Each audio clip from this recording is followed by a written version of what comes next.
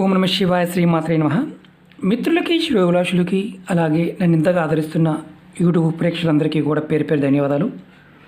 మిత్రులరా, మీ అందరికీ కూడా ఆ పరాదేవత ఎల్లవెల్లలా మీతో ఉండి మీ మనోవాంఛ నెరవేర్చాలని మనస్ఫూర్తిగా కోరుకుంటున్నాను.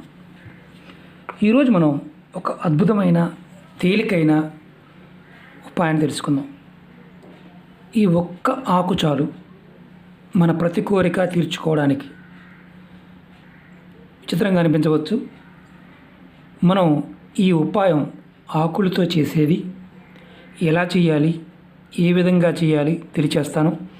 ఇవి కూడా రావి చెట్టు ఆకులు. మనం రావి చెట్టు సాక్షాత్తు విష్ణు స్వరూపంగా చూస్తూ ఉంటాం. ఎన్నో అద్భుతమైన తంత్ర మంత్ర యంత్ర విషయాలకి రావి చెట్టు నిలయం. త్వరితగతిన ఫలితాలు ఇవ్వగలిగే శక్తి రావి చెట్టుకు ఉంటుంది.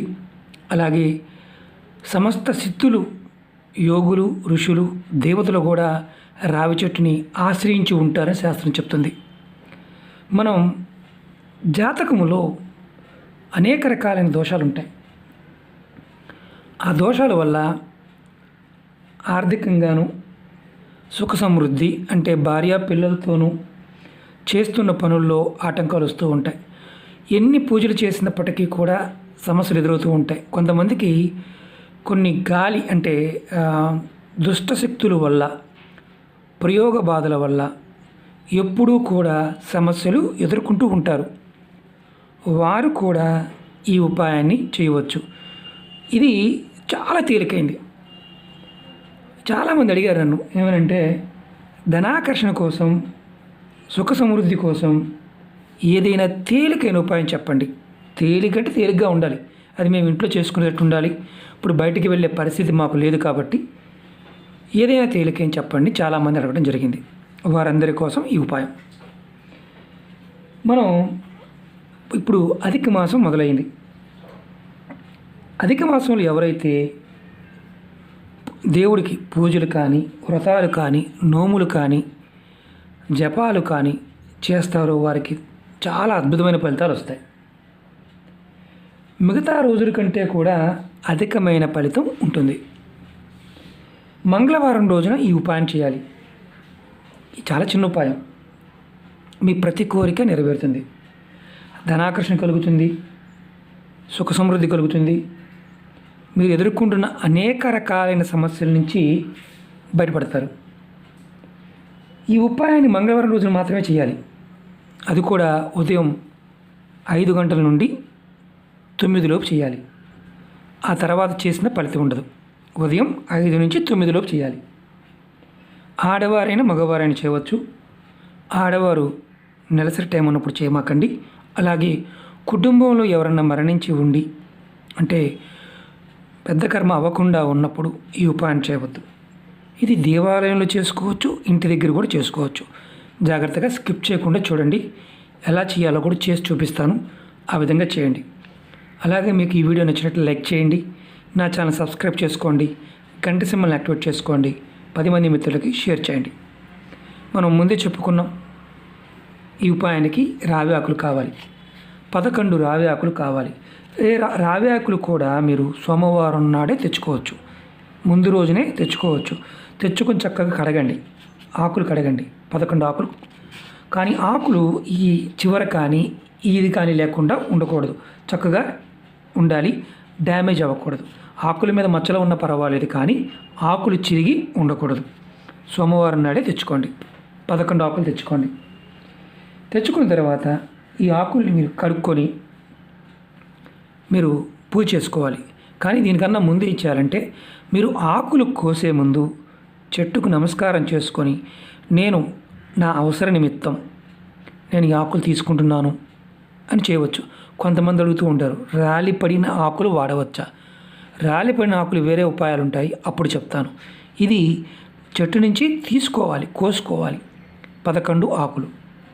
అంతకన్నా ఎక్కువ తీసుకోకూడదు, అంతకన్నా తక్కువ కూడా ఈ ఉపయోగానికి పనిచేయదు. మీరు నమస్కారం చేసుకొని తెచ్చుకొని, అంటే ముందు రోజే తెచ్చుకోవచ్చు. నమస్కారం చేసుకొని కోసుకొచ్చుకోండి. ఇక నిమంత్రణతో కూడా పని లేదు. తర్వాత ఈ ఆకుల్ని మీకు చూపిస్తాను. గంధం తీసుకోండి, మంచి గంధం తీసుకోండి. తీసుకొని ఈ ఆకులకి రెండు వైపులా నేను మీకు ప్రాక్టికల్గా చూపిస్తున్నాను. రెండు వైపులా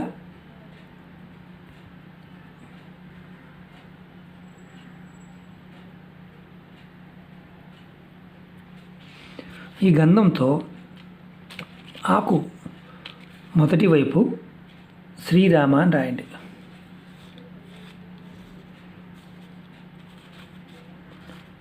శ్రీరామ అని రాయండి. నేను మామూలుగా చూపించడానికి చేస్తున్నాను.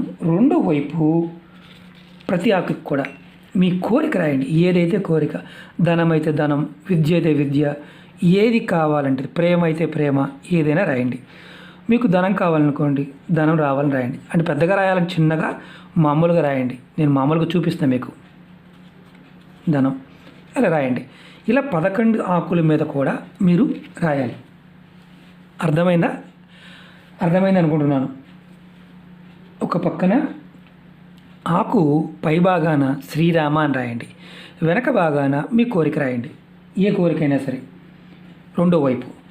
ఇలా మీరు ఏ సమస్య అయినా సరే, ఏ సమస్య అయినా సరే, అది ప్రేమే కావచ్చు, శత్రుత్వమే కావచ్చు, ఏదైనా సరే, ధన సంపాదనే కావచ్చు. మీరు ధనం కావాలంటే ధనం, ప్రేమ అంటే ప్రేమ, శత్రువులు అయితే శత్రువు. ఒకవేళ మీకు పూర్తి కోరిక అంటే నాకు ఇంత పూర్తిగా రాయాల్సిన అవసరం లేదు, ఇది పలానా చిన్న షార్ట్కట్లు కూడా రాయొచ్చు. మీకు ఇంకొక చిన్న ఉదాహరణ చెప్తాను, ఎందుకంటే ఆ ఉదాహరణ చెప్తే మీకు ఈజీగా అర్థమవుతుంది. మీరు ఎవరైనా సరే ప్రేమకు సంబంధించిన సమస్యలు, అంటే కుటుంబ సభ్యులు ఒప్పుకోవడం లేదండి, తల్లిదండ్రులు ఒప్పుకోవడం లేదు, ఒకవేళ మేము ప్రేమించుకున్నాం ఒప్పుకున్నారు, తర్వాత ఆర్థికమైన సమస్యలు రావడం వల్ల విడిపోవాల్సి వచ్చింది, నేను విడిపోవడానికి ఇష్టంగా లేను అనేవారు ఎవరైతే ఆ సంబంధించిన వ్యక్తి ఉంటారో ఆ పేరు కూడా రాయవచ్చు. అలాగే శత్రువు, ఈ శత్రువు నన్ను ఇబ్బంది పెడుతున్నాడు, ఈ శత్రువు పలానా, ఆ శత్రువు పేరు కూడా రాయవచ్చు. ఇబ్బంది పెడితేనే, అలా కాకుండా మీరు రాస్తే మీరే ఇబ్బంది పడతారు. ఆకు మీద ఇలా 11 ఇలాంటి 11 ఆకుల మీద రాయాలి. ముందు శ్రీరామ, తర్వాత మీ కోరిక. ఒకటే కోరిక, రకరకాల కోరిక కాదు, ఏదైనా ఒక కోరిక మాత్రమే. ఇది గుర్తుంచుకోండి. తర్వాత మీరు ఈ ఎర్రటి దారం తెచ్చుకోండి.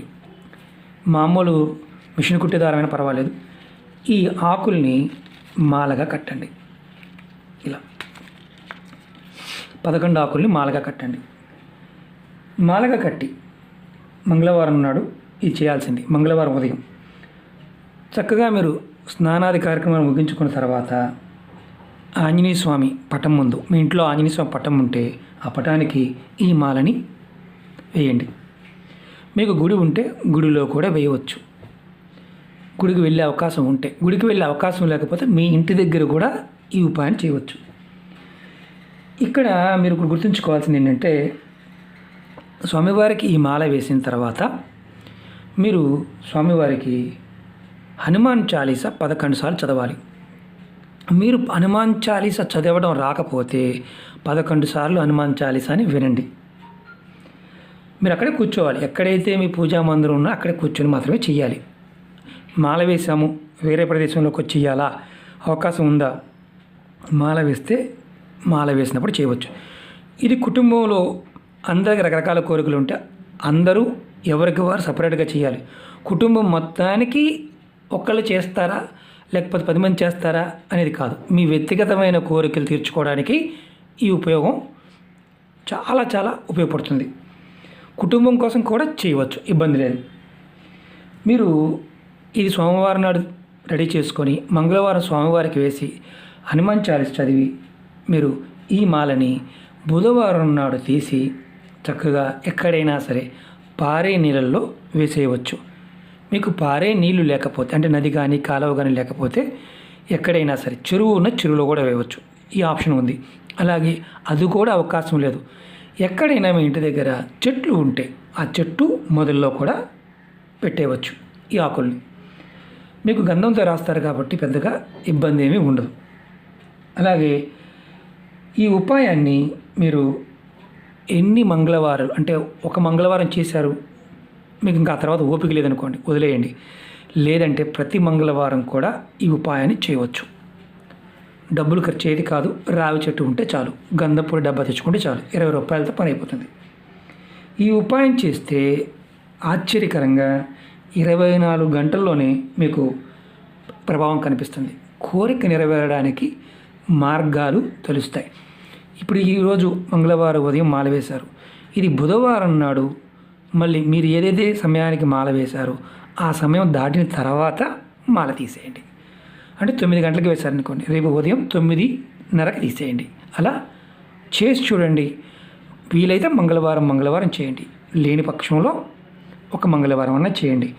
ఎందుకంటే ఇది స్వామివారి గుళ్ళో వేసిన, ఇంటి దగ్గర చేసిన హనుమాన్ చాలీసా మాత్రం ఖచ్చితంగా చదవాలి, చదివి తీరాలి. ఇది గుర్తుంచుకోండి. ఎలాంటి పని అయినా సరే, ఆటంకమైనా సరే తీరిపోతుంది. విష్ణు స్వరూపమైన రావి చెట్టు నుంచి రావాకు తీసుకున్నప్పుడు సంకల్పం తీసుకున్నాం, అది మాత్రం గుర్తుంచుకోండి. కింద పడ్డ ఆకులు మాత్రం ఈ ఉపాయానికి వాడవద్దు. ఓకే మిత్రులారా, ఆడవారైనా మగవారైనా చేయండి, ఎవరైనా చేసుకోవచ్చు, ఎటువంటి కోరికనైనా కోరుకోవచ్చు. ఒకటి గుర్తుంచుకోండి, మీ మీద మీకు నమ్మకంతో, అలాగే స్వామివారి మీద పరిపూర్ణమైన నమ్మకంతో చేయటం వల్ల ఈ తంత్రం చాలా అద్భుతంగా పనిచేస్తుంది. ఓకే మిత్రులారా, మీకు ఈ వీడియో నచ్చినట్టు లైక్ చేయండి, నా ఛానల్ సబ్స్క్రైబ్ చేసుకోండి, గంట సింబల్ని యాక్టివేట్ చేసుకోండి, 10 మంది మిత్రులకి షేర్ చేయండి. ఓం నమః శివాయ, శ్రీమాత్రే నమః.